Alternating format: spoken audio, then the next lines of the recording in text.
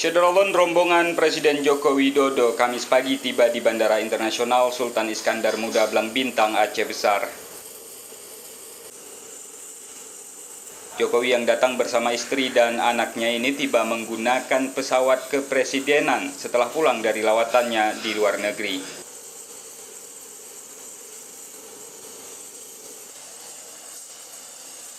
Hanya singgah beberapa menit di Lanut Sim, Jokowi bersama ibu negara kembali melanjutkan perjalanannya menggunakan helikopter.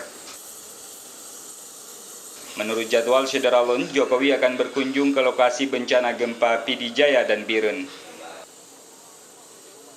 Kunjungan kedua kali ini sekaligus digunakan Presiden untuk mengevaluasi kinerja tim terkait dalam hal penanganan korban gempa. Setelah berkunjung ke beberapa lokasi gempa, Presiden dijadwalkan akan kembali bertolak ke Jakarta pada sore hari melalui Bandara Sultan Iskandar Muda Blang Bintang. Dari Banda Aceh, Mustajab, Kompas TV Aceh.